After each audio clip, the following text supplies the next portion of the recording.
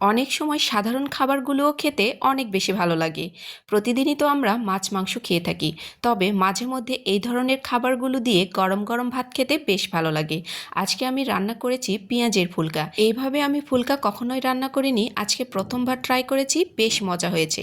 আপনারাও কিন্তু একবার ট্রাই করে দেখতে পারেন। পেঁয়াজের ফুলকা দিয়েও যে মজা করে ভাত খাওয়া যায়, এইভাবে রান্না করেই আজকে আমি বুঝেছি। আপনারাও ট্রাই করে দেখতে পারেন। প্রথমে আমি পেঁয়াজের ফুলকাগুলোকে কেটে নেব। তো আমি এখানে এক আটির থেকে অর্ধেকটা পরিমাণ নিয়েছি। এখন অল্প অল্প করে নিয়ে আমি এগুলোকে একটা ছুরির সাহায্যে একদম কুচি করে কেটে নেব। এগুলো কেটে নেওয়া খুবই সহজ, আমার কাটতে তো ভীষণ ভালো লাগে। দেখুন একদমই খুব সহজেই এই ফুলকাগুলো কেটে নেওয়া যায়। আমার কাছে এই ফুলকা কাটতে বেশ ভালো লাগে। আপনাদের কেমন লাগে অবশ্যই কমেন্ট করে জানাবেন। তো আমি একদম ছোট ছোট করে এই ফুলকাগুলোকে কেটে নেব। মাছ মাংস আমরা তো প্রতিদিনই খেয়ে থাকি। নিরামিষ এই খাবারগুলো মাঝে মধ্যে রান্না করলে মুখের স্বাদটাও একটু চেঞ্জ হয়, আর ভাত খেতেও বেশ ভালো লাগে। অল্প কিছু দিয়েই মজাদার এই রেসিপিটি আমি তৈরি করেছি। অবশ্যই আপনারা এইভাবে একবার হলেও ট্রাই করে দেখবেন। রান্না করলেই বুঝতে পারবেন যে এটা কত বেশি মজাদার, আর আমাকে ধন্যবাদ দিতেও ভুলবেন না। তো সবগুলো ফুলকা আমি একই রকমভাবেই কেটে নেব। তো আমি অর্ধেকটা ফুলকা এখানে কেটে নিয়েছি, বাকিটাও কেটে নেব। তো সবগুলো কেটে নেওয়া হয়েছে। এখানে পেঁয়াজের ফুলকার সাথে আমি কিছুটা আলুও ব্যবহার করেছি। তো রান্না করার জন্য চুলায় আমি একটি প্যান বসিয়ে নিয়েছি। এর মধ্যে আমি পেঁয়াজের ফুলকা এবং আলুগুলোকে ভালো মতো করে পরিষ্কার করে ধুয়ে প্যানের মধ্যে দিয়ে নিয়েছি।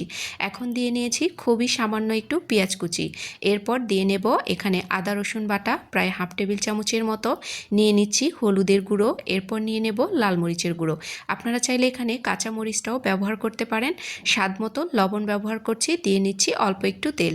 আমি এটা একদমই অল্প তেলে রান্না করে নেব। তো এখন ভালো মতো করে হাত দিয়ে চেপে চেপে এগুলোকে মেখে নিতে হবে।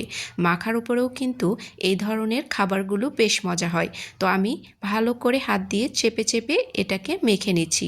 তো দেখুন সবগুলোকে ভালো করে মেখে নেওয়ার পরে এর মধ্যে দিয়ে নিচ্ছি কিছুটা পরিমাণ পানি। তো পানিটা আমি এখানে বেশি পরিমাণ দেব না, কারণ ফুলকা থেকেও কিছুটা পানি বের হয়ে আসবে। তো এই পানি দিয়েই মিডিয়াম আঁচে আমি এটাকে রান্না করে নেব। তো আমি ঢাকনা দিয়ে নিচ্ছি। 10 মিনিট বাদেই ফিরে আসছি। তো 10 মিনিট হয়ে গেছে। তো দেখুন কালারটাও কতটা সুন্দর এসেছে। মাখিয়ে নেওয়ার পরে আমি টমেটোটি ব্যবহার করেছি, এটা স্কিপ হয়ে গেছে, আপনারা চাইলে দিয়ে নিতে পারেন। তো আমি এটাকে নামিয়ে নিচ্ছি। কিছুটা নরম নরম রেখেই আমি এটাকে নামিয়ে নিয়েছি। এটা গরম গরম ভাতের সাথে খেতে কী যে মজা, আপনারা অবশ্যই একবার ট্রাই করে দেখবেন। কেমন লাগলো আজকের রেসিপিটি অবশ্যই কমেন্টস করে জানাতে ভুলবেন না।